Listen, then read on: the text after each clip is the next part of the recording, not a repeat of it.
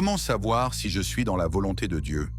Beaucoup de croyants vivent dans l'incertitude, se demandant si leurs choix, leurs actions et leur direction de vie sont alignés avec les plans divins. Cette interrogation est légitime et même nécessaire pour notre croissance spirituelle. Aujourd'hui, nous découvrirons 6 signes distinctifs qui révèlent si nous marchons selon la volonté divine, et n'oubliez pas de nous suivre afin de continuer à grandir spirituellement. Le premier signe que vous êtes dans la volonté de Dieu, c'est la paix intérieure profonde qui habite votre cœur. La Bible nous fait savoir dans Philippiens 4, verset 7, « Et la paix de Dieu, qui surpasse toute intelligence, gardera vos cœurs et vos pensées en Jésus-Christ. » Cette paix n'est pas l'absence de difficultés, mais la présence de Dieu au milieu des tempêtes. Regardez l'exemple de Jésus avant sa crucifixion. Malgré l'angoisse du moment, il a dit « Toutefois, que ma volonté ne se fasse pas, mais la tienne. » Luc 22, verset 42. Sa soumission à la volonté du Père lui a donné la force de traverser l'épreuve. Quand vous prenez une décision selon Dieu, même si elle semble difficile, votre esprit reste en paix. Cette paix divine est un compas spirituel infaillible. Le deuxième signe, c'est la faveur divine qui s'ouvre devant vous de manière surnaturelle. La Bible nous montre dans le cas de Joseph, malgré les épreuves, vendu par ses frères, emprisonné injustement, la Bible déclare « L'Éternel était avec Joseph, et la prospérité l'accompagnait. » Genèse 39, verset 2. Partout où il allait, Dieu lui accordait sa faveur. Esther aussi a expérimenté cette faveur divine. Quand elle a décidé de risquer sa vie pour sauver son peuple, elle a trouvé grâce devant le roi. Elle obtient grâce devant lui. Esther 5, verset 2. La faveur divine se manifeste par des portes qui s'ouvrent inexplicablement, des connexions providentielles, des ressources qui arrivent au bon moment, une protection surnaturelle.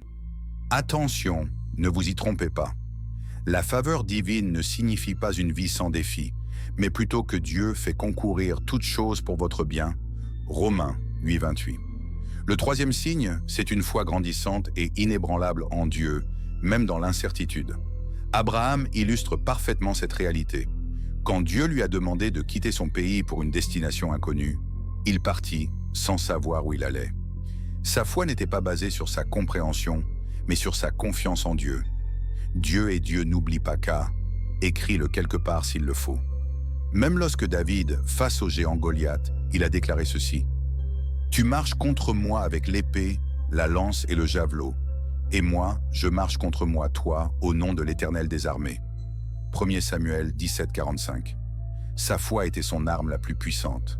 David n'a pas peur de la mort, car il est certain en celui en qui il a cru. Lorsque vous êtes dans la volonté de Dieu, votre foi grandit malgré les obstacles.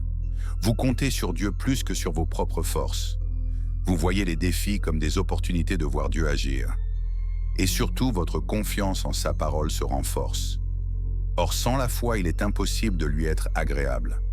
Car il faut que celui qui s'approche de Dieu croit que Dieu existe et qu'il est le rémunérateur de ceux qui le cherchent. Hébreux 11, verset 6. Le quatrième signe distinctif, c'est un amour authentique et grandissant pour votre prochain. Jésus nous a donné le plus grand commandement. Tu aimeras le Seigneur, ton Dieu, de tout ton cœur, de toute ton âme et de toute ta pensée. C'est le premier et le plus grand commandement. Et voici le second, qui lui est semblable. Tu aimeras ton prochain comme toi-même. Matthieu 22, versets 37 à 39. Jésus lui-même a incarné cet amour. Même sur la croix, il a prié « Père, pardonne-leur, car ils ne savent ce qu'ils font. » Luc 23, verset 34. Son amour pour l'humanité était plus fort que sa souffrance. L'apôtre Jean nous enseigne « Si quelqu'un dit « J'aime Dieu » et qu'il haïsse son frère, c'est un menteur. Car celui qui n'aime pas son frère qu'il voit, comment peut-il aimer Dieu qu'il ne voit pas » 1 Jean 4, verset 20.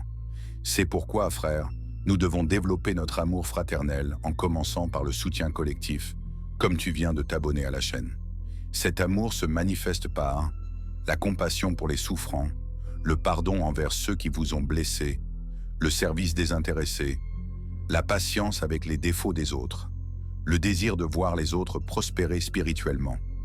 Le cinquième signe, c'est votre réaction face aux critiques et à l'opposition. Jésus a fait face à de nombreuses critiques. Quand les pharisiens l'accusaient, il répondait avec sagesse et amour, jamais avec amertume. Il nous a enseigné Heureux serez-vous lorsqu'on vous outragera, qu'on vous persécutera et qu'on dira faussement de vous toutes sortes de mal, à cause de moi. Matthieu 5, verset 11. Quand David était persécuté par Saül, il avait l'occasion de le tuer. Mais il a refusé. Garde-toi de porter la main sur loin de l'Éternel. 1 Samuel 26, verset 11. Il a choisi de laisser Dieu agir. C'est pourquoi Dieu lui a donné la royauté, à cause de son grand cœur, même envers ses ennemis. Paul et Silas, emprisonnés injustement, chantaient des cantiques à minuit. Leur joie dans l'adversité témoignait de leur alignement avec Dieu. Quand vous êtes dans la volonté de Dieu, les critiques ne vous détournent pas de votre mission. Vous répondez avec grâce plutôt qu'avec colère. Vous cherchez à comprendre plutôt qu'à vous défendre. Vous priez pour vos détracteurs. Et n'oubliez surtout pas que l'amour du prochain est une puissante arme de guerre dans le royaume céleste. Le sixième et dernier signe, le plus important de tous, c'est un amour croissant et passionné pour Dieu lui-même. Marie de Béthanie illustre parfaitement cet amour. Quand elle a versé le parfum de grand prix sur les pieds de Jésus, certains ont critiqué ce gaspillage. Mais Jésus a dit « Elle a fait une bonne œuvre envers moi » dans Matthieu 26, verset 10. Son amour extravagant pour Jésus était sa priorité absolue. David, malgré ses échecs, était appelé un homme selon le cœur de Dieu. 1 Samuel 13, verset 14. Pourquoi? Parce que son amour pour Dieu était authentique. Il a écrit « Mon âme a soif de toi, mon corps te désire, dans une terre aride, desséchée, sans eau. » Psaume 63, verset 2. Prenons l'exemple de Paul qui déclarait « Car l'amour de Christ nous presse dans 2 Corinthiens 5, verset 14. » Cet amour était le moteur de tout son ministère. Votre relation avec Dieu devient votre priorité lorsque sa présence vous manque quand vous en êtes privé. Sa parole devient votre délice quotidien. Vous désirez lui plaire plus que plaire aux hommes. Votre culte devient authentique et passionné. Je veux que vous vous posez tous cette question. Est-ce que j'aime Dieu pour ce qu'il fait ou pour qui il est? Un amour authentique aime Dieu pour lui-même, pas seulement pour ses bénédictions.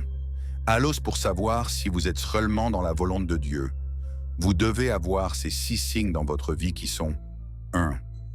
La paix intérieure qui surpasse toute intelligence 2. La faveur divine qui ouvre les portes 3. Une foi grandissante en Dieu 4. Un amour authentique du prochain 5. Une réaction pieuse face aux critiques. 6. Un amour passionné pour Dieu lui-même. Si vous reconnaissez ces signes dans votre vie, réjouissez-vous. Vous marchez sur le bon chemin. Si certains manquent, ne vous découragez pas. Dieu est patient et il veut vous aider à grandir. Je vous encourage à examiner votre cœur devant Dieu. Priez pour un alignement total avec sa volonté. Demandez l'aide du Saint-Esprit pour développer ses caractéristiques. Alors faisons ensemble cette prière. Père céleste, nous désirons marcher selon ta volonté parfaite. Accorde-nous ta paix, ta faveur, une foi inébranlable, un amour pour notre prochain, la grâce face aux critiques, et surtout un amour passionné pour toi. Au nom de Jésus, Amen. Que Dieu vous bénisse et vous garde dans sa parfaite volonté. À bientôt pour une nouvelle réflexion spirituelle.